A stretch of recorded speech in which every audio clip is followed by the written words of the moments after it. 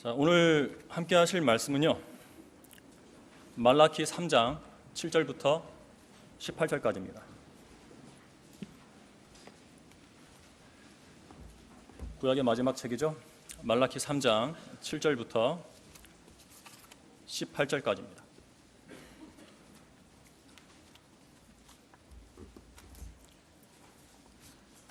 제가 다 들어서 읽겠습니다. 너희 조상의 날들로부터 너희는 나의 율례들에서 떠나 그것들을 지키지 아니하였느니라. 내게로 돌아오라. 그리하면 나도 너희에게로 돌아가리라. 만군의 주가 말하노라. 그러나 너희는 말하기를 우리가 어디로 돌아가리까 하였도다. 사람이 하나님의 것을 도둑질하겠느냐? 그러나 너희는 내 것을 도둑질하였도다. 그래도 너희는 말하기를 우리가 어떻게 주의 것을 도둑질하였나이까 하니 11조와 재물들이라. 너희가 저주를 받았으니 이는 너희와 이 온 민족이 나의 것을 도둑질하였습니다. 만군의 주가 말하노니 너희는 모든 11조를 창고에 들여와 내 집에 식량이 있게 하고 이제 그것으로 나를 시험하여 내가 하늘의 창문들을 열어 너희에게 복을 부어주지 않나 보라. 그것을 받을 만한 충분한 장소가 없으리라. 또 내가 너를 위하여 그 먹어치우는 자를 꾸짖으리니 그가 너희 땅의 열매를 멸하지 아니할 것이며 너희의 포도나무는 때가 되기 전에 그 열매를 밭에 떨어뜨리지 아니하리라. 만군의 주가 말하노라. 그러면 모든 민족들이 너희를 복받았다 하리니 이는 너희가 기쁨의 땅이 될 것임이라. 만군의 주가 말하노라. 주가 말하노니 너희의 말들이 나를 거슬러 완강하였도다. 그러나 너희는 말하기를 우리가 주를 거슬러 무엇을 그렇게 많이 말하였나이까 하는도다. 너희가 말하기를 하나님을 섬기는 것이 헛되도다. 우리가 그의 율례를 지키는 것과 우리가 만군의 주 앞에서 슬프게 행하는 것이 무슨 유익이 있으리요. 지금 우리는 교만한 자를 행복하다 하니 정녕 악을 행하는 자들이 세워지며 정녕 하나님을 시험하는 자들까지도 구제를 받는도다 하였느니라. 그때 주를 두려워하는 자들이 종종 서로 말하니 주께서 경청하시고 그것을 들으셨으며 주를 두려워하는 자들과 그의 이름을 생각하는 자들을 위하여 한 기념의 책이 그의 앞에 기록되어 있느니라. 만군의 주가 말하노니 내가 나의 보석들을 만드는 그날에 그들이 나의 것이 되리라. 내가 그들을 아껴두리니 사람이 자기를 섬기는 자기 아들을 아낀같이 하리라. 그때 너희가 돌아와서 의인과 악인 사이를 하나님을 섬기는 자와 섬기지 아니하는 자 사이를 분별하리라. 잠시 말씀을 위해서 기도하도록 하겠습니다. 사랑과 은혜가 풍성하신 주 하나님 감사드립니다. 오늘도 이렇게 좋은 환경을 주셔서 무더운 날이지만 하나님의 말씀 앞에 나와서 경배를 드릴 수 있도록 인도해 주시니 감사를 드립니다. 오전 예배에 이어서 오후 예배로 모였습니다. 이 강단에서 선포되는 말씀은 사람의 말이 아니고 하나님의 말씀임을 저희 모두가 잘 알고 있습니다. 부족하고 연약한 인간을 보지 아니하고 선포되는 말씀과 그 말씀 속에서 살아 역사하시는 주님만을 바라보도록 인도해 주셔서 이 설교를 통해서 가장 효과적인 믿음의 변화가 일어날 수 있도록 인도해 주시기를 간절히 기도드립니다. 이 한 시간을 살아계신 하나님의 영광을 위해서 온전히 사용해 주십시오. 속히 다시 오실 주 예수 그리스도의 이름으로 감사드리며 기도하였습니다. 아멘. 오늘 설교의 제목은 헌신을 비웃지 말라입니다. 오전에도 헌신에 대해서 잠깐 다뤄졌는데요. 내용이 다릅니다. 근과 구절도 다르고 하나님께서 여러분들에게 헌신에 대해서 좀 더 강조하실 것이 있는 것 같아요. 잘 집중해서 들으시기 바랍니다. 인생은 무엇인가? 어떤 사람들은 인생을 한편의 연극과 같다고 말합니다. 인생은 하나님께서 설치해 놓은 거대한 무대에 인간이 각기 역할을 맡은 배우로서 미리 기록된 대본대로 살아가는 연극이라는 것입니다. 그들에 의하면 인간은 하나님의 각본대로 연기하는 배우를 넘어서 그분의 손가락 끝에 매달린 꼭두각시에 불과한 것입니다. 이러한 생각은 존 칼빈의 예정론과 매우 흡사합니다.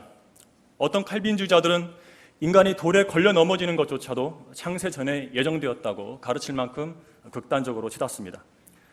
사람이 하나님께서 미리 정하신 각본에 따라 살며 사랑하고 미워하고 다치고 죽고 그러다가 구원으로 예정된 사람은 하늘나라로 지옥으로 예정된 사람은 지옥으로 간다는 것입니다. 그야말로 한 인간의 생애를 하나님께서 미리 기록하신 각본대로 연출되는 한편의 연극으로 보는 것이죠. 인생은 한편의 연극과 같다는 말은 사실 16세기에서 18세기 사이에 이탈리아에서 발달한 코메디아 델 라르테라는 연극에서 비롯되었습니다. 코메디아 델 라르테에서 코메디아는 우리가 코미디로 알고 있는 희극을 뜻하고요. 델 라르테의 아르테는 영어의 아트에 해당합니다. 기술을 뜻합니다. 그래서 코메디아 델 라르테는 기술의 희극, 즉 특별한 연기 기술을 가진 사람들이 벌이는 희극이라는 말이 됩니다. 말하자면 프로급 연극인들이 등장하는 연극이라는 얘기인데, 여기서 프로급 연극인들이란 대본 없이도 즉석에서 연기할 수 있는 연극인을 말합니다. 코메디아 델 라르테라는 즉흥 연극은 그 흐름이 기본적으로 정해져 있습니다. 잘생기고 아름다운 남과 여가 있는데 그들의 사랑을 부모가 반대합니다. 그러나 이런저런 난관에도 불구하고 끝내 사랑을 이루고야 만다는 줄거리입니다. 그런데 코메디아 델 라르테에는 대본이 없다는 것이 특징입니다. 대본이 없는 이유는 당시 이탈리아에 통일된 언어가 없었기 때문입니다. 따라서 연극은 배우들의 즉흥 연기로 채워졌습니다. 말하자면 정해진 대본 없이 배우들의 즉흥적 대사로 특징 지어진 코메디아 델 라르테가 인생은 한 편의 연극과 같다는 말을 잘 대변해 주는 것입니다. 인간이 살면서 내뱉는 말들은 창세전에 예정된 대본에 따라 나오는 것이 아니기 때문입니다. 인간의 말은 기본적으로 즉흥성을 띠고 그가 처한 상황이 그가 하는 말의 성격을 좌우하는 것입니다. 모든 일이 합력하여 선을 이루는 그리스도인의 인생은 끝내 사랑을 이루고야만 하는 코메디아 델 라르테와 같다 하겠습니다. 우리가 예수 그리스도 안에서 이뤄가는 인생은 수많은 좌충우돌로 채워져 있지만 주님을 사랑하고 그분의 뜻을 행하려 하는 성도의 삶에서 생기는 모든 일은 결국 합력하여 선을 이루게 되는 것입니다. 그러한 우리의 삶 속에서 빼놓을 수 없이 중요한 것이 바로 말입니다. 즉흥 대사와도 같은 우리의 말은 성도의 인생에서 매우 중요한 위치를 차지합니다. 우리가 하는 말을 하나님께서 다 듣고 계시고 그에 따라 반응하시기도 하기 때문입니다. 빌라도가 예수님에 관하여 나는 이 의로운 사람의 피에 대하여 무죄하니 너희가 맡으라고 했을 때 이스라엘은 그의 피를 우리와 우리 자손에게 돌리라고 빌라도에게 말했습니다. 그런데 하나님께서 들으시고 그대로 해주신 것입니다. AD 70년에 로마의 티투스 장군에 의해 예루살렘이 파괴되었고 그들은 전 세계로 흩어지는 유랑의 세월을 겪어야 했습니다. 끝내 히틀러에게 무참하게 대학살을 당했죠. 아직도 대환란이라는 엄청난 재앙이 남아 있습니다. 인간이 하는 말을 듣고서 그것을 마음에 담아두시는 분이 하나님이시라면 이것은 실로 두려운 일이 아닐 수 없습니다. 주님께서는 빈말에 대해서까지 경고하셨죠. 마태복음 12장 36절에서 그러나 내가 너희에게 말하노니 사람이 말하는 어떠한 빈말이라도 심판날에는 그에 관하여 설명하게 되리라고 하셨습니다. 주님께서는 어떠한 빈말이라도 라고 못 박아두셨습니다. 많고 많은 빈말 중에 어떤 빈말이 아니라 어떠한 빈말이라도 라고 하셨습니다. 인간의 말을 단 한마디도 놓치지 않고 일일이 기억해 두셨다가 그에 대한 해명을 요구하시겠다는 것입니다. 우리의 혀가 성령님께 관장되어야 할 이유가 여기에 있습니다. 모든 인생의 마음을 살피시고 생각의 모든 상상을 아시는 하나님께서 인간의 말에까지 그분의 관심을 뻗치고 계시는 것입니다. 오늘 본문은 인간의 말에 불쾌함을 나타내시기도 하고 또 그 말이 선하면 복으로 보상해 주시는 분이 계심을 알려주고 있습니다. 특히 헌신을 비웃는 완고한 자들을 몹시도 불쾌해하십니다. 그렇다면 하나님께서 본문에 제시하신 두 부류의 말하는 사람들을 살펴보기 전에 말라기서 기록 당시 이스라엘의 영적 상태를 살펴보기로 하겠습니다. 본문 7절을 읽도록 하겠습니다. 이것이 본 설교의 첫 번째 부분입니다. 너희 조상의 날들로부터 너희는 나의 율례들에서 떠나 그것들을 지키지 아니하였느니라. 내게로 돌아오라. 그리하면 나도 너희에게로 돌아가리라. 만군의 주가 말하노라. 그러나 너희는 말하기를 우리가 어디로 돌아가리까 하였도다. 하나님께서는 그분의 율례들에서 떠난 이스라엘에게 내게로 돌아오라고 하셨습니다. 그분의 율례들에서 떠난 자들에게 내게로 돌아오라고 하셨다면 하나님께로 돌아가는 것은 그분의 율례로, 그분의 말씀으로 돌아가는 것을 의미합니다. 민족적으로 보면 이스라엘은 그들의 조상의 날들로부터 하나님의 말씀을 지킨 적이 없습니다. 이것이 그들에 대해서 내리시는 하나님의 판단입니다. 그들의 역사는 민족적인 반역의 역사였죠. 바로 그들에게 주님께로 돌아오라, 주님의 말씀으로 돌아오라고 하시는 것입니다. 본문 7절에 내게로 돌아오라, 그리하면 나도 너희에게로 돌아가리라는 말씀은 영적 원칙입니다. 누군가가 하나님을 떠나 있다면 우리는 그 사람에게 하나님께로 돌아가십시오, 그러면 하나님께서도 당신에게 돌아가실 것입니다 라고 말할 수 있는 것입니다. 주님께서는 이사야 55장 7절에서도 이렇게 말씀하셨습니다. 악인은 자기의 길을, 불의한 사람은 자기 생각들을 버리고 주께로 돌아오라. 그리하면 주께서 그에게 자비를 베푸시리라. 우리 하나님께로 돌아오라. 그가 넘치게 용서하실 것임이라고 하셨습니다. 하나님과의 관계를 회복하려면 인간이 하나님께로 돌아가는 것이 선행되어야 하는 것입니다. 예수님께서는 요한복음 6장 37절에서 내게 오는 자는 내가 결코 내어 쫓지 아니하리라고 하셨습니다. 하나님은 이런 분이십니다. 우리가 그분께로 돌이키면 그분도 우리에게로 돌이키시는 것입니다. 아쉬운 건 인간이죠. 하나님의 말씀을 떠났다면 말씀으로 돌아와서 말씀을 지켜야 하는 것입니다. 그러면 하나님께서도 그 사람을 받아주시는 것입니다. 내게 오라는 말씀에 대한 이스라엘의 답변을 보시기 바랍니다. 그들은 우리가 어디로 돌아가리까? 라고 했습니다. 자기가 돌아가야 할 곳을 망각한 사람들인 것이죠. 주님께로 돌아오라는데 어디로 돌아가야 하느냐고 반문하는 것입니다. 자신이 돌아가야 할 곳을 망각한 자는 비참하게만 합니다. 집으로 돌아가는 길을 망각한 술꾼과도 같습니다. 그들은 집 없는 사람처럼 차가운 길바닥에 누워 새벽 이슬을 맞으며 골아 떨어지죠.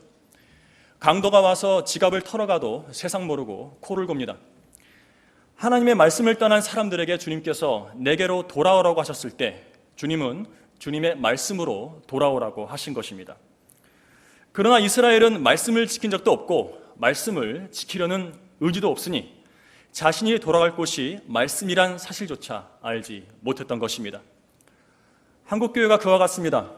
바른 말씀으로 돌이키면 되는데 그것이 주님께로 돌이키는 길인 줄을 모르는 것이죠.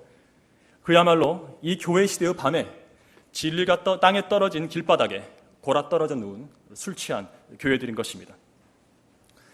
주님께 돌아가는 것은 곧 말씀으로 돌아가는 것입니다.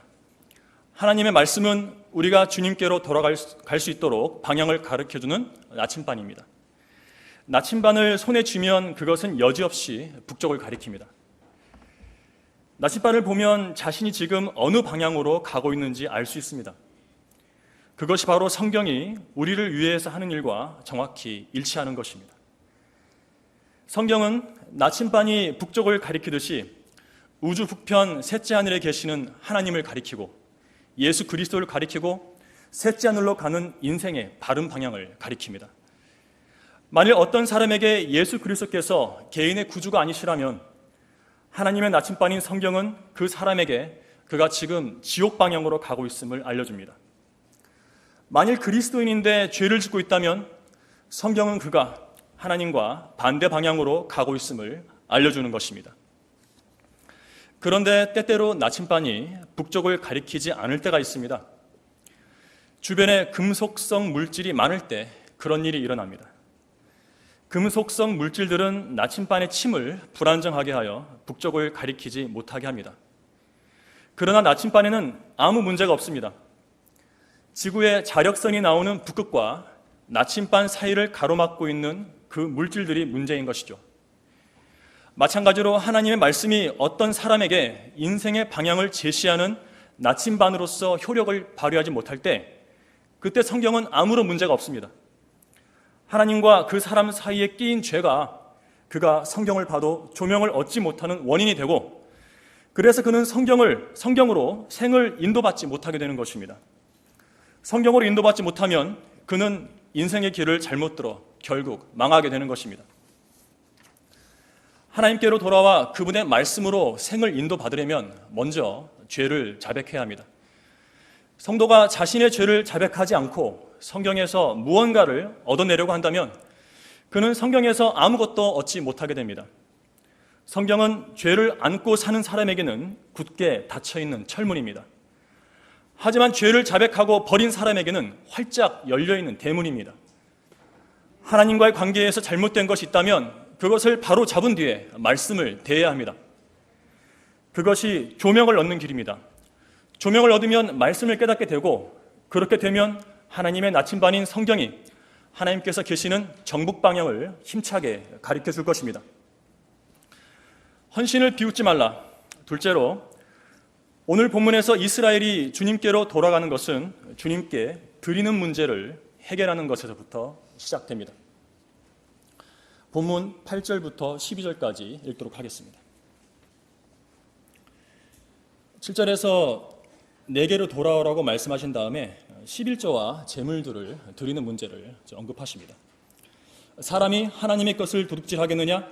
그러나 너희는 내 것을 도둑질하였도다. 그래도 너희는 말하기를 우리가 어떻게 주의 것을 도둑질하였나이까 하니 11조와 제물들이라. 너희가 저주로 저주를 받았으니 이는 너희와 이 온 민족이 나의 것을 도둑질하였습니다. 만군의 주가 말하노니 너희는 모든 11조를 창고에 들여와 내 집에 식량이 있게 하고 이제 그곳으로 나를 시험하여 내가 하늘의 창문들을 열어 너희에게 복을 부어주지 않나 보라. 그것을 받을 만한 충분한 장소가 없으리라. 또 내가 너를 위하여 그 먹어치우는 자를 꾸짖으리니 그가 너희 땅의 열매를 멸하지 아니할 것이며 너희의 포도나무는 때가 되기 전에 그 열매를 밭에 떨어뜨리지 아니하리라. 만군의 주가 말하노라. 그러면 모든 민족들이 너희를 복받았다 하리니 이는 너희가 기쁨의 땅이 될 것임이라. 만군의 주가 말하노라. 이스라엘에게 내게로 돌아오라고 말씀하신 주님께서는 곧바로 11조와 제물 드리는 문제를 거론하십니다. 돌아옴과 드림을 함께 취급하시는 것이죠. 이스라엘이 주님께로 돌아오는 것은 주님께 드리는 것에 그 핵심이 있음을 보여주시는 것입니다. 말라키 1장 13절을 보면 이스라엘은 주님 섬기는 일을 따분하게 여기며 주님께 찢기고 절고 병든 그야말로 결함투성인 희생 제물을 가져왔을 뿐만 아니라 오늘 본문 3장 8절에 따르면 율법에서 규정한 11조와 제물을 가져오지도 않았습니다. 결과적으로 주님께서는 그들에게 주신 복들을 저주하셨고 그들이 농사지은 작물들을 파괴하셨습니다. 다 같이 말라키 2장 2절을 보도록 하겠습니다.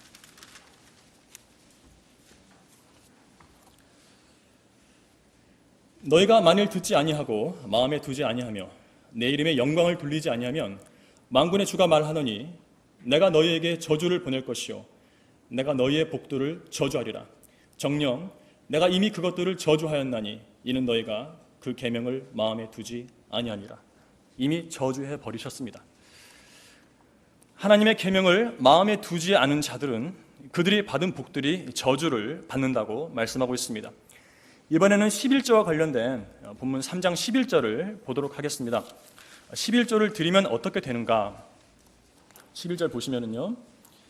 또 내가 너를 위하여 그 먹어치우는 자를 꾸짖으리니 그가 너희 땅의 열매를 멸하지 아니할 것이며 너희의 포도나무는 때가 되기 전에 그 열매를 밭에 떨어뜨리지 아니하리라. 만군의 주가 말하노라. 이 구절은 이스라엘이 11조와 제물을 드리지 않았기 때문에 먹어치우는 자가 그들의 작물을 먹어치우고 포도 열매가 다 익지도 않았는데 낙과했음을 보여주고 있습니다. 이미 저주받은 상태인 것이죠. 그들은 하나님께서 주신 약속의 땅의 복을 누리지 못하고 있었던 것입니다. 느헤미야 13장 2절에 따르면 하나님께서는 저주를 복으로 바꾸실 수 있습니다. 발라함이 이스라엘을 저주하려 했을 때 하나님께서는 그를 가로막아 저주 대신 축복을 예언하게 하셨죠. 그러나 이것을 역으로 보면 주님은 복을 저주로 바꾸실 수 있는 분이라는 것을 알 수가 있습니다. 인생의 복과 저주는 하나님께 달려있는 것입니다. 우리가 알아야 할 것은 하나님께서 우리에게서 그분의 복을 걷어가시면 그것만으로도 충분히 고통스럽다는 것입니다. 그러나 거기에 더하여 그 많은 복들을 저주로 바꿔버리신다면 그 고통은 이루 말로 형용할 수 없을 정도로 끔찍할 것이라는 것입니다. 발람의 저주를 복으로 바꾸셨던 주님은 반대로 이스라엘이 약속의 땅에서 누리던 복을 박탈하시고 저주로 바꾸기도 하셨습니다. 그것만으로도 고통스러운데 그들을 그 땅에서 쫓아내어 전 세계로 흩어버리셨죠. 그들은 디아스포라가 되었고 죽음과 박해와 수모를 겪어야 했습니다. 그들이 겪었던 그 모든 저주들은 그들이 약속의 땅에서 받았던 복들이 변하여 된 것들입니다. 다시 오늘 본문의 요지로 돌아가겠습니다. 주님께서는 내게로 돌아오라는 말씀을 하신 뒤 11조와 제물 드리는 일을 언급하십니다. 영적으로 보면 멀어졌던 하나님과의 관계를 회복하는 데에는 드리는 것, 즉 몸을 드리는 헌신이 그 중심에 있다는 사실을 알 수가 있습니다. 주님과 관계가 멀어졌다면 다시 몸을 들여서 주님과의 관계를 회복해야 하는 것입니다. 자기 몸을 드리는 일 없이는 주님과의 관계를 절대로 회복할 수 없는 것입니다. 그를 위해서 우선은 주님께서 말씀하신 11조 문제를 생각해 보도록 하겠습니다. 11조는 우리에게 있는 모든 것이 주님의 것이라는 데서 출발합니다. 전체 수입 가운데 9은 우리가 갖고 나머지 하나만 주님께 드리는 법칙입니다. 전체 10의 10이 다 주님 것인데 우리에게 9을 주신 것이고 하나만 주님께서 가지시겠다는 것입니다. 따라서 1에서 번 것 가운데 10분의 1을 주님께 돌려드리는 일은 너무도 당연한 것이죠. 왜냐하면 그 10분의 1마저도 원천적으로는 주님의 것이기 때문입니다. 신약성경에는 구약성경과 달리 11조를 내라는 말씀이 없는데 왜 우리가 11조를 내야 하느냐고 묻는 사람들이 있습니다. 11조를 내기 싫은 것입니다. 그러나 그들이 알아야 할 것은 11조는 율법이 주어지기 전부터 드려졌다는 사실입니다. 우리 그리스도인들의 믿음의 조상인 아브라함은 율법 이전에 은혜 아래서 11조를 드렸습니다. 창세기 14장에서 예수 그리스도의 예표인 멜기세덱에게 드렸죠. 아브라함의 영적 후손인 우리 역시 이 은혜의 시대에 은혜 아래서 11조를 드려야 하는 것입니다. 11조는 율법 이전에도 드렸고 율법 아래에서 드렸으며 율법 이후에도 드려야 할 성도의 의무인 것입니다. 11조를 드리는 것이 너무도 당연한 것은 그것은 하나님의 명령일 뿐만 아니라 그분은 우리의 창조주시고 우리를 영원한 지옥의 형벌에서 구원해 주신 구속주이시며 지금 이 순간도 우리의 생을 인도해 주시는 참된 인도자이시기 때문입니다. 그분의 선하심과 자비하심이 우리 생애의 모든 날 동안 우리를 따르고 있는 것입니다. 그렇다면 우리는 그 무엇으로 감사를 표해야 하는가? 드리는 것으로 표해야 합니다. 그렇게 11조는 감사함으로 드려야 합니다. 우리 생의 모든 것을 주님께 전적으로 의존하고 있다는 믿음으로 드려야 합니다. 우리가 소유한 모든 것이 주님께로부터 왔으며 우리의 만족은 그러한 재물들이 아닌 살아계신 하나님께 있다는 믿음의 고백으로서 드려야 하는 것입니다.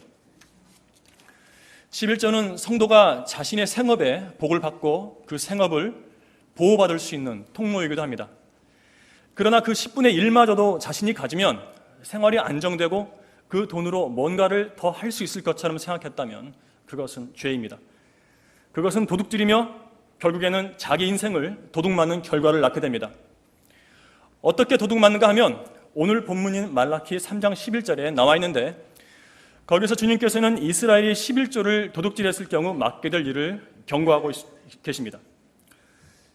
11조를 잘하면 주님께서 그 먹어치우는 자를 꾸짖으리니 그가 너희 땅의 열매를 멸하지 아니할 것이며 너희의 포도나무는 때가 되기 전에 그 열매를 밭에 떨어뜨리지 아니하리라고 하셨습니다. 바꿔 말하면 11조를 안 하면 그 반대의 경우가 생긴다는 것이죠. 땅의 열매를 그 먹어치우는 자가 다 먹어치워버리고 포도 열매가 익기도 전에 떨어진다는 것입니다. 11조를 하지 않으면 농사짓는 작물에 큰 피해가 있을 것이라는 말씀인데 이것은 생업으로 얻은 수익의 10분의 1을 드리지 않을 경우 기본적으로 그 생업에 문제가 생길 수 있다는 것을 보여줍니다. 다른 어떤 문제로 금전적인 손해를 볼 수도 있습니다. 말하자면 인생의 어떤 부분을 도둑맞는 것과 같은 현상이 벌어지는 것이죠. 이처럼 드리는 것을 헌신과 관련하여 보면 우리가 일에서 번 수입뿐만 아니라 우리의 몸과 영도 주님의 것이라는 사실이 있습니다. 우리의 몸과 영은 하나님께서 값을 치르고 사신 하나님의 것이라고 성경은 말씀하고 있는 것입니다. 너희는 값을 치르고 산 것이니 그러므로 하나님의 것인 너희 몸과 너희 영으로 하나님께 영광을 돌리라고 고린도전서 6장 20절에서 말씀하고 있는 것입니다. 하나님께서 값을 치르고 산 것이니 하나님의 것인 우리의 몸과 우리의 영을 다른 데 쓰지 말고 하나님께 영광을 돌리는 데 쓰라고 명령하시는 것이죠. 값을 주고 샀다면 누구 겁니까? 그것을 구입한 사람의 것입니다. 하나님께서 값을 주고 사셨다면 우리의 몸과 영은 하나님의 소유인 것입니다. 그런데 그것을 실제 소유주이신 하나님의 영광을 위해서 쓰지 않는다면 그 사람은 하나님의 것을 도둑질한 도둑인 것이죠. 주님께서는 사람이 하나님의 것을 도둑질하겠느냐고 묻고 계십니다. 도둑질하면 안 된다는 말씀이죠. 하나님께서 성도의 몸을 값을 주고 사셨다는 명백한 말씀이 있음에도 불구하고 그 말씀을 무시하고서 자기 몸을 자신의 것인 양 육신을 위해 계획하며 생을 허비한다면 그 사람은 남의 것을 도둑질하여 자기 배를 채우는 도둑과 다름없는 것입니다. 하나님께서 자기 몸을 들여 헌신하지 않는 사람들이 하나님께 자기 몸을 들여 헌신하지 않는 사람들이 바로 그러한 부류인 것입니다. 로마서 12장 1절과 2절은 몸과 관련된 그리스도인의 헌신에 관해서 말씀합니다. 다 함께 찾아서 읽어보도록 하겠습니다. 로마서 12장 1절과 2절입니다.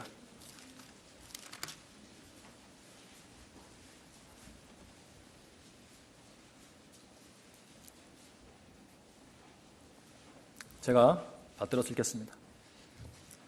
그러므로 형제들아, 내가 하나님의 모든 자비하심으로 너희에게 권고하노니 너희 몸을 하나님께서 기뻐하시는 거룩한 산 제물로 드리라. 이것이 너희가 드릴 합당한 예배니라. 너희는 이 세상과 일치하지 말고 너희 마음을 새롭게 함으로써 변화를 받아 하나님의 선하시고 기뻐하시고 온전하신 뜻이 무엇인지 입증하도록 하라.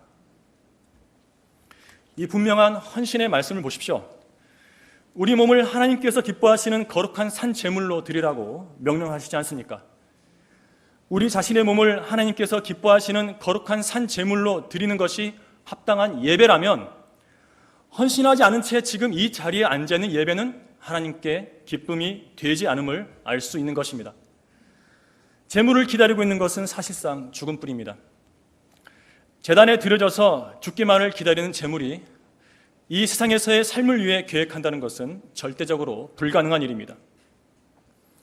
너희는 이 세상과 일치하지 말고 너희 마음을 새롭게 함으로써 변화를 받아 하나님의 선하시고 기뻐하시고 온전하신 뜻이 무엇인지 입증하도록 하라고 말씀하고 계십니다. 자신의 몸을 제물로 드리라는 것은 세상을 위해서 살지 말고 하나님께 헌신하여 그분의 뜻대로 살라. 인생의 계획을 하나님의 뜻에 맞추어 세우라는 것입니다. 자기 몸을 제물로 드리지 않았기에 이 생을 위해서만 살려고 하는 것이죠. 이래도 죽고 저래도 죽는 것 아니냐는 어리석은 생각은 하지 마시기 바랍니다. 그런 생각은 노세 젊어서 노세 죽어지면 못 노나니라는 노래와 다를 바 없습니다. 그리스도인은 죽음 뒤에 영원에서 쉬는 사람이죠. 영원에서 일하지 않고 노는 것은 얼마든지, 아니 영원히 허용되는 일입니다. 그러나 세상에서 자기가 하고 싶은 일을 다 하다가, 즉 세상에서 놀다가 죽어서 영원으로 들어간다면 남는 것이 무엇이겠습니까? 헌신하지 않은 인생은 도둑맞은 인생입니다. 영원이라는 시간을 생각하면 자멸해버린 것과 같습니다.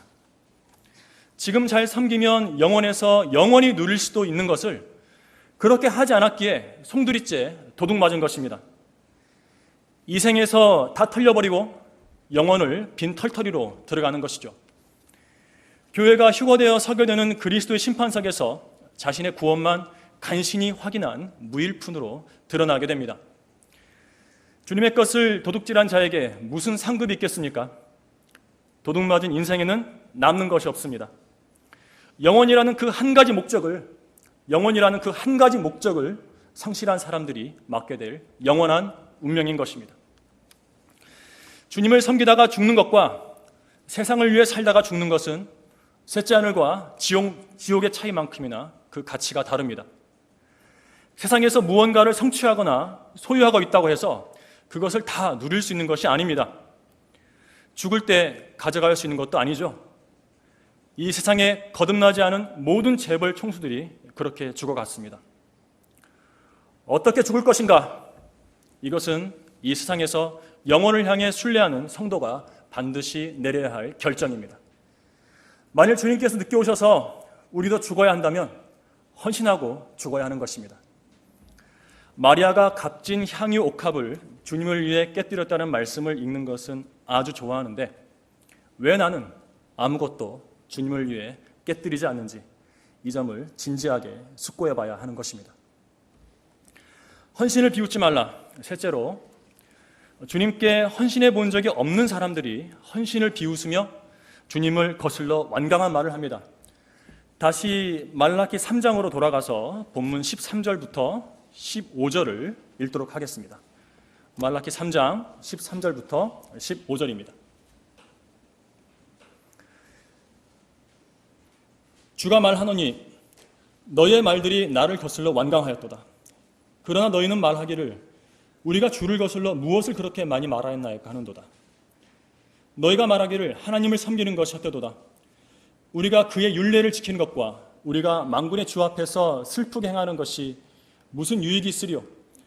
지금 우리는 교만한 자를 행복하다 하니 정녕 악을 행하는 자들이 세워지며 정녕 하나님을 시험하는 자들까지도 구제를 받는도다 하였느니라. 주님께 참되게 헌신해 본 적이 없는 이스라엘의 말은 헌신해 본 적이 없는 사람들이 하는 말에 전형을 보여줍니다. 하나님을 섬기는 것이 헛되도다. 우리가 그의 율례를 지키는 것과 우리가 만군의 주 앞에서 슬프게 행하는 것이 무슨 유익이 있으리요? 지금 우리는 교만한 자를 행복하다 하니 정녕 악을 행하는 자들이 세워지며 정녕 하나님을 시험하는 자들까지도 구제를 받는도다. 이것을 바꿔 말하면 이렇습니다. 하나님을 섬기는 것이 지금 나에게 무슨 유익이 있는가? 하나님을 섬긴다 해서 당장 돈이 굴러 들어오는 것도 아니지 않은가? 보라, 세상에서 자기 하고 싶은 일 다 하고 사는 교만한 사람들은 비록 하나님의 말씀을 지키지 않고 죄를 슬퍼하지 않는데도 부와 명예를 누리고 인생의 환난에서 구해냄을 받지 않는가? 시편 73편에서 아삽은 말라기서에 이 완강한 자들과 비슷한 말을 했지만 그 본질이 다릅니다. 제가 읽겠습니다. 73편 12절부터 14절인데요. 보소서, 이들은 악인들이나 세상에서 번성하며 그 재물이 늘어가나이다. 진실로 내가 내 마음을 깨끗하게 하고 무죄함으로 내 손을 씻은 것이 헛되니 이는 내가 온종일 재앙을 당하였고 매일 아침 징벌을 받았음이니이다. 최소한 아삽은 하나님의 말씀을 지키던 사람이었죠. 그가 악인들의 번영을 보고서 실족할 뻔한 것은 말라기 3장의 이스라엘의 경우와 다릅니다. 오늘 본문의 이스라엘은 하나님의 말씀을 지키지도 않으면서 세상 사람들을 시기하고 동경한 것입니다. 그들은 세상의 교만한 자들과 악을 행하는 자들이 번영하는 것을 보고서 하나님을 섬기지 않아도 잘만 사는데 하며 하나님 섬기는 일을 쓸데없는 일로 생각해 버렸습니다. 세상 사람들이 사는 방식을 보고서 하나님 섬기기를 포기해 버린 것이죠. 본문 14절에 우리가 그의 율례를 지키는 것과 우리가 만군의 주 앞에서 슬프게 행하는 것이 무슨 유익이 있으리요라는 말은 현재 시제로 되어 있습니다. 이것은 우리가 그의 율례를 지켜온 것과 우리가 만군의 주 앞에서 슬프게 행해온 것이 무슨 유익이 있으리요가 아닙니다. 그들은 지금까지 그랬던 적이 없습니다. 하나님의 율례를 지켜본 적이 없는 자들이, 죄로 인해 슬퍼해 본 적이 없는 자들이 하나님을 헌신적으로 섬기는 일의 가치를 내리깎아서 판단하고 있는 것입니다. 이것은 마치 깊은 산속 계곡에 발을 담가 본 적이 없는 사람이 그 계곡물은 미지근하다고 말해버린 것과 같습니다. 음식점 간판만 보고서 그 음식 맛을 판단하여 맛집이니 어쩌냐 하는 것과 같습니다. 책표지만 보고서 책이 재미있네, 없네 하며 서평을 써내린 것과 같습니다. 이 얼마나 우스운 일입니까? 하나님의 은혜의 바다에 자기 몸을 던져보지 않고서 어찌 그것을 판단할 수 있습니까? 주님을 거스르는 이 완강함, 이 고집세고 가시돋친 말들이 헌신하지 않은 속된 사람들에게서 나오고 있는 것입니다. 그들은 만일 자신들이 헌신한다면 하는 일마다 돈이 차르르 쏟아지고 건강이 화산처럼 폭발하며 자신의 명성이 땅끝까지 번개처럼 알려져야 한다고 생각하는 것 같습니다. 내심 그러기를 바라고 있습니다. 그들의 하나님은 자기들의 배이기 때문이죠. 하나님을 섬기는 것을 이 생에서의 순수한 헌신과 영혼에서의 보상의 관점으로 보지 않고 세상 사람들의 관점으로 보기 때문입니다. 일종의 투자 전략인 것이죠. 내가 이만큼 드리면 주님도 지금 나에게 그만큼 주셔야 한다는 것입니다. 세상에서 출세할 것을 교회에서 출세하려고 하는 것입니다. 그들은 먹고 살기 위해서 하나님을 섬기려고 하는 자들이고, 그래서 당장 눈에 보이는 이익이 없으면 결코 하나님을 섬기려 하지 않습니다. 당장 손에 들어오는 것이 없으므로 헌신은 생각도 않고 세상 사람들처럼 살아버리는 것입니다. 하나님을 섬기면 나에게 돌아오는 이익이 무엇인가? 이렇게 이익이 경건이라고 생각하는 것은 죄라는 사실을 알아야 합니다. 이익이 경건이라고 생각하는 자들은 마음이 부패하고 진리를 상실해버린 자들입니다. 마음이 세상을 향해 썩어버려서 헌신이 눈에 들어오지 않는 것입니다. 스스로를 그리스도인이라고 하면서 헌신을 하지 않고 그런 완강한 말들을 쏟아내는 것은 우리를 헌신으로 부르시는 하나님을 모독하는 것입니다. 교회에서 자신의 이익을 챙기려는 그릇된 헌신이 참된 기독신앙을 망치는 것입니다. 우리가 주님을 섬기는 일은 언제나 자신의 이익이 아닌 주님의 영광을 위한 것이어야만 합니다. 이 일이 주님의 영광을 위해 어떤 이익이 될 것인가, 또 어떤 이익이 되었는가를 생각해야만 합니다. 개인의 이익이나 개인적인 인정을 받으려는 목적으로 섬겨서는 안 됩니다. 어떤 일을 해놓고 남이 알아주기를 바라거나 자신을 중요한 사람으로 생각하거나 그것을 내가 한 일이라고 자부하는 그러한 자세를 가지면 그를 통해서는 주님께서 영광을 받지 못하십니다. 영광을 받지 못하시면 어차피 일은 이루어졌어도 그 사람 자신은 손해를 보게 되는 것입니다. 그리스도 심판석에서 받을 게 없습니다. 순간의 교만으로 그렇게 되는 것입니다. 러크만 목사님은 만일 내 사역을 따르는 이들 가운데, 우리는 모두 러크만 목사님의 사역을 따르시죠? 그렇죠? 잘 들으시기 바랍니다. 만일 내 사역을 따른 이들 가운데 내 설교나 내 수업을 듣고 인생이 변화된 이들이 있다면 누가 그리고 무엇이 그 일을 했는지 말해주겠다. 그 일을 행한 것은 주님과 성경이었으며 그분들이 그 일을 하지 않았다면 그 일은 이루어질 수 없었다. 주님께서 어떤 메시지를 사용하실 수 있지만 그 메시지가 사람들을 변화시키는 것이 아니다. 바로 주님께서 변화시키시는 것이다. 사람들은 연장을 몫으로 오인하지만 당신은 절대로 그리하지 말라고 말씀하셨습니다. 그렇습니다. 역사하신 분은 주님과 성경입니다. 주님을 섬긴다는 사람이 자신 안에서 역사하신 실체가 누구이신가를 망각하고 내가 한 일, 내가 이루어 놓은 것들, 교회에서 내 위치, 나는 중요한 사람, 이런 것들을 생각하면, 다시 말하면 주님과 성경이 아닌 나를 강조하면 그때가 그의 인생에서 가장 섬뜩한 때가 되는 것입니다. 왜냐하면 루시퍼가 타락하여 사탄이 된 원인이 바로 그것이기 때문입니다. 주님께서는 이사야서 14장 12절부터 14절에서 루시퍼의 타락에 대해서 다음과 같이 말씀하십니다. 제가 읽겠습니다. 오 아침의 아들 루시퍼야, 네가 어찌 하늘에서 떨어졌느냐? 민족들을 연약하게 하였던 네가 어찌 땅으로 끊어져 내렸느냐?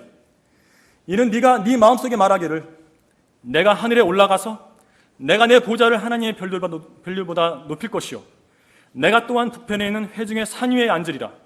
내가 구름들의 높은 곳들 위로 올라가 내가 지극히 높으신 분같이 되리라 하였습니다. 방금 읽어드린 구절들에서 루시퍼는 내가 하리라를 5번 강조했습니다. 성경에서 오는 5은 죽음을 상징하는 숫자죠. 주님이 아닌 나를 강조하면 그 사람을 들어 쓰실 수가 없습니다.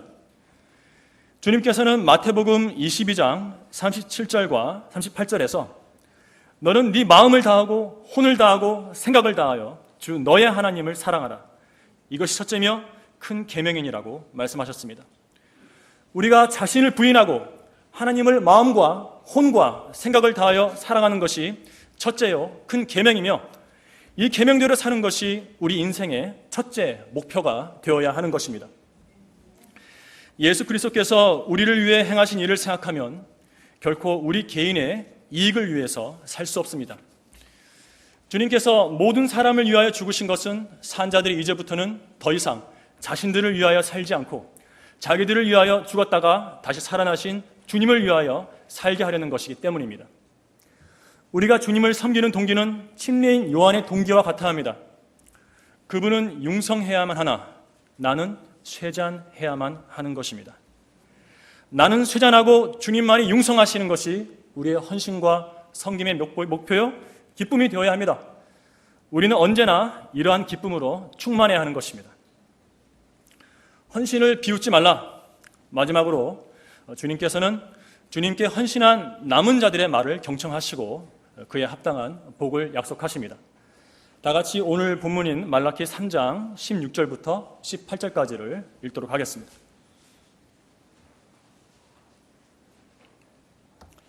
그때 주를 두려워하는 자들이 종종 서로 말하니 주께서 경청하시고 그것을 들으셨으며 주를 두려워하는 자들과 그의 이름을 생각하는 자들을 위하여 한 기념의 책이 그의 앞에 기록되어 있느니라. 만군의 주가 말하노니 내가 나의 보석들을 만드는 그날에 그들이 나의 것이 되리라. 내가 그들을 아껴두리니 사람이 자기를 섬기는 자기 아들을 아낌같이 하리라. 그때 너희가 돌아와서 의인과 악인 사이를 하나님을 섬기는 자와 섬기지 아니하는 자 사이를 분별하리라. 마지막 절에 주목하시기 바랍니다. 하나님을 섬기는 자와 섬기지 아니하는 자를 그 사이를 분별하게 되리라고 말씀하고 있습니다. 방금 읽은 말라기 3장 16절부터 18절은요, 교리적으로는 대환란 때의 이스라엘의 남은 자들에 관한 예언입니다. 18절에 그때 너희가 돌아와서는 예언적으로는 이스라엘의 회복을 말하고요, 이어지는 장 4장 2절은 3장 16절에 주님을 두려워하는 그들에 관해서 의의 태양의 솟아오름과 관련된 재림을 이야기하기 때문입니다. 4장 2절을 보시면요, 그러나 내 이름을 두려워하는 너희에게는 의의 태양이 그의 날개에 치유를 가지고 솟아오르리니 그리하면 너희는 나가서 외양간의 송아지들처럼 자라리라. 구약의 선지서들은 이처럼 역사적인 내용을 다루면서 미래에 대한 예언으로 이어지는 특징이 있습니다. 중간에 교회 시대가 감춰졌던 교회 시대가 끼어있기 때문이에요. 그렇게 해서 역사적인 건데 미래로 이렇게 보이는 것이죠. 우리는 본문 3장 16절부터 18절을 우리 신약 그리스도인들에게 영적으로 적용해 보도록 하겠습니다. 이 구절들에는 하나님을 시험하며 그분을 거슬러서 말한 자들과 대조되는 성도들이 등장합니다. 이 두 번째 부류의 사람들은 하나님을 두려워하고 그분의 이름을 생각하고 주님에 관해 서로 이야기를 나누는 남은 자들입니다. 서로 만나서 주님에 관해 대화를 나누는 사람들입니다. 서로 만나서 하나님의 말씀에 따라 그분을 잘 섬겨보자고 서로 독려하며 세워주는 사람들인 것입니다. 하나님께서는 이처럼 그분을 사랑하고 두려워하며 그분에 관해 생각하고 영광을 돌려드리는 성도들, 말하자면 주님을 거스르는 세태에 흔들리지 않고 성경대로 믿는 믿음을 수호하며 신실하게 남아있는 성도들을 기억하십니다. 그들이 서로 주고받는 대화에 관심을 기울여 경청하시는 것입니다. 만나서 세상 이야기 하지 말아야 합니다. 하나님께서는 그분의 백성이 주님에 관하여 이야기하며 참되게 교제하고 사랑하는 것을 보시기 원하기 때문입니다. 그러한 성도들은 이 시대에 먹구름 속에서 비치는 햇빛과 같은 존재들입니다. 잡석들 속에서 찬란히 빛나는 보석과 같은 존재들입니다. 바울의 경우를 보면 디모데후서 1장 15절은 아시아에 있는 모든 사람이 내게서 떠난 이것을 네가 아나니 그 중에는 푸겔로와 헤모게네가 있느니라고 말씀합니다. 아시아에 있는 모든 사람이 바울을 떠났을 때 바울은 오히려 주님께 보석과 같은 사람으로 여겨졌습니다. 누가 바울을 잡석이라고 하겠습니까? 보석은 평범하지 않은 독특한 돌입니다. 그의 믿음은 매우 단단했고 끝까지 오래 지속되었으며 찬란한 광채를 발산했고 또 쉽게 찾아볼 수 없는 희귀성을 띠었습니다. 다 떠나는데 자신만 믿음을 지키고 남아있었던 것이죠. 인정해주는 사람이 없어도 신앙의 지조를 지키는 믿음은 희귀한 것입니다. 광채가 나는 독특한 보석인 것입니다. 바울과 동일한 독특한 백성인 우리 역시 사도 바울처럼 독특한 믿음을 지녀야 하는 것입니다. 그렇다면 이러한 믿음을 지닌 이 시대의 남은 자들의 대화는 어떠해야 합니까? 하나님께서는 구약의 남은 자들의 대화에 관심을 가지시고 그들의 이름을 한 기념의 책에 기록하셨습니다. 한번 기록되면 결코 지워지지 않는 생명의 책에 이름이 기록된 그리스도인의 대화는 어떠해야 합니까? 일례로 에베소서 5장 3절과 4절을 찾아서 읽도록 하겠습니다. 에베소서 5장 3절과 4절입니다.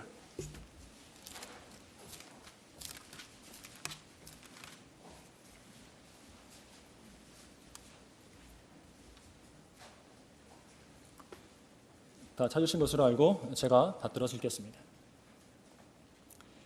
음행과 온갖 더러운 것과 탐욕은 너희 가운데서 이름조차 부르지 말라. 이것이 성도들에게 합당하니라. 또 음탕함과 어리석은 말이나 농담은 합당치 아니하니 오히려 감사를 표하라. 에베소서의 이 말씀들에 따르면 첫째, 음행과 온갖 더러운 것과 탐욕은 우리 가운데서 이름조차 부르지 말아야 합니다. 왜 이름조차 부르지 말아야 하는가? 왜 유독 성령님께서는 이름을 강조하시는가? 이름을 가질 때 비로소 의미를 갖기 때문입니다. 이름은 대상의 실체를 직접적으로 규정하여 확인해주고 그 이름을 말하는 사람의 마음에 그 형상과 의미를 새겨버리는 것입니다.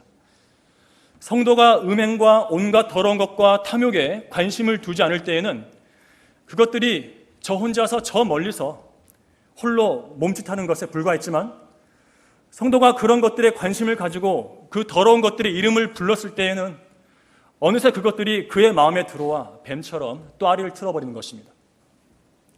그 뒤 그 이름과 관련된 온갖 죄악들이 연상작용을 통해 꼬리를 물고 떠오르게 됩니다. 마귀는 그렇게 해서 성도의 마음을 점유해 버리는 것입니다. 이름에 주의하십시오. 악한 것들의 이름을 부르지 말아야 합니다. 오히려 주님의 이름을 기억하고 주님의 이름을 불러야 합니다. 그로 인한 연상작용으로 주님에 관한 일들을 생각해야 하는 것입니다. 둘째, 에베소서 말씀은 5장 4절에서 또 음탕함과 어리석은 말이나 농담은 합당치 아니하니 오히려 감사를 표하라고 말씀하고 있습니다. 음탕함과 어리석은 말과 농담은 이 세상 죄인들 사이에 만연해 있는 언어 습관입니다. 그들은 농담도 아주 더럽게 하는데 우리 주변에서 너무도 흔하게 접할 수 있는 광경입니다. 들으면 곧바로 불쾌해지고 그런 사람들과는 같은 엘리베이터에 탄 것이 후회되며 귀를 털어버리고 싶어집니다. 그런 더러운 말들은 그리스도인의 대화에 끼어들 자리가 없습니다. 세상의 성에 관해 개방적으로 이야기한다고 해서 그리스도인까지 세상의 풍조를 따라 대화에 그런 성향을 보여서는 안 됩니다. 세상 풍조에 자신을 개방하면 그 열린 문을 통해서 죄가 진군에 들어오는 것입니다. 그런 대화를 하는 곳에 하나님께서 임재하실 수 없고 그런 대화로는 하나님의 거룩하심을 나타낼 수가 없는 것입니다. 그렇게 하나님께 헌신한 그리스도인의 말과 대화는 하나님의 말씀처럼 이루어져야 합니다. 베드로전서 4장 11절은 다음과 같이 말씀하고 있습니다. 만일 누가 말하려거든 하나님의 말씀처럼 말하고 또 누가 섬기려거든 하나님께서 공급하시는 능력으로 하는 것처럼 하라. 이는 모든 일에 예수 그리스도로 말미암아 하나님께서 영광을 받으시게 하려 함이니 그분께 찬양과 권세가 영원 무궁토록 있느니라. 아멘. 우리의 말로 하나님께서 영광을 받으시도록 하려면 하나님의 말씀처럼 말해야 한다는 것입니다. 바른 성경인 한글 킹제임스 성경을 말의 기준으로 삼고 바른 성경에 근거하여 진리를 말하는 습관을 들여야 그렇게 될 수 있습니다. 변개된 한글 개혁 성경을 달달 외워서 말하는 사람을 만나봤는데 입에서 어리석은 헛소리가 계속 흘러나와서 무슨 말인지 도통 못 알아들었습니다. 바른 말씀을 제시하면 얼굴을 단단한 노쇠처럼 굳히고서 자기의 생각만 들이댑니다. 진리의 말씀이 비집고 들어갈 틈이 없었습니다. 성경이 잘못되면 정신이 혼미해지고 완고해져서 하나님의 말씀처럼 말할 수 없게 되는 것입니다.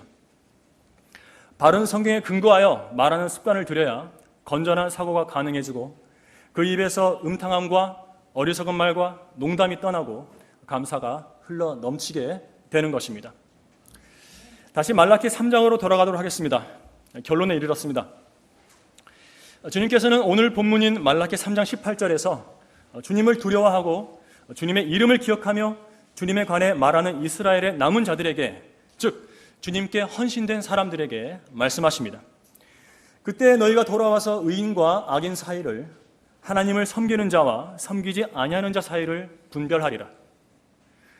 방금 읽은 구절은 대환란이 끝난 뒤 유대인들에게 일어날 일과 관련이 있습니다. 재림하신 예수 그리스도께서 민족들을 양과 염소로 나누어 심판하실 때 주님은 유대인들을 그들이 하나님을 섬겼는지 섬기지 않았는지에 근거하여 심판하실 것입니다. 이것이 바로 마태복음 25장의 달란트 비유에서 다루고 있는 내용입니다. 한 달란트 받은 종은 주님을 섬기지 않은 죄로 바깥 흑암에 던져지는 것입니다. 주님을 섬기지 않는 것은 이토록 큰 죄인 것입니다. 자, 주님께서는 하나님을 섬기는 사람과 그렇지 않은 사람을 분명히 분리해서 다루실 것입니다. 우리에게는 그리스도 심판석이 그러한 자리가 될 것입니다. 그 자리에서는 헌신으로의 부르심에 어떻게 반응했는가가 또한 기본적으로 다뤄질 것입니다. 너는 내가 값을 치르고 산 너의 몸으로, 나의 것인 너의 몸으로 무엇을 하다가 왔느뇨? 라고 물으실 수 있습니다. 그리스도 심판석은 기본적으로 우리가 자기 몸으로 행한 것들을 받는 자리이기 때문입니다. 고린도후서 5장 10절은 이는 우리 모두가 반드시 그리스도의 심판석 앞에 나아가서 선이든지 악이든지 각자 자기가 행한 것에 따라 자기 몸으로 행한 것들을 받을 것이기 때문이라고 말씀하고 있는 것입니다. 자기 몸을 주님께 거룩한 산 제물로 드려서 헌신된 삶을 살라고 분명히 성경에 기록해서 명령하신데도 불구하고 그렇게 살지 않았다면, 다시 말해 이 세상에 사는 동안 자기 몸을 들여서 하나님을 섬기지 않았다면 그 사람은 그리스도의 심판석에서 하나님을 섬긴 사람들과 자신이 분명하게 구별되고 차별되는 것을 보게 될 것입니다. 그렇게 해서 영원으로 들어가게 되는 것입니다. 자신이 남들보다 부족해 보인다 해도, 즉 나이가 너무 많거나 몸이 불편하거나 어떤 어려운 병이 있거나 약하거나 가진 재물이 없거나 배운 지식이 없다 해도, 말하자면 우리 모두에게는 어딘가 결핍되어 있는 부분이 있습니다. 그러나 그저 감사하는 마음으로 온전히 헌신하시기 바랍니다. 그리하여 주님을 두려워하고 주님의 이름을 기억하고 주님에 관해 이야기하며 하나님의 가족으로서 서로 교제하시기 바랍니다. 자신의 이익이 아닌 주님의 영광을 위해서만 힘써 섬겨보시기 바랍니다. 당장은 눈에 보이는 결과나 이익이나 대가가 없다 할지라도 영원을 바라보십시오. 이제 곧 그리스도의 심판석에 서면 주님을 성심껏 사랑하여 주님의 영광을 위해서 살아온 신실한 성도들에게 주님께로부터 큰 상이 있게 될 것입니다. 헌신을 비웃지 말고 영혼을 바른 말씀을 따라 신중하게 성심껏 대비하는 성도들이 되시기를 바라며 본 설교를 마치겠습니다. 기도하겠습니다.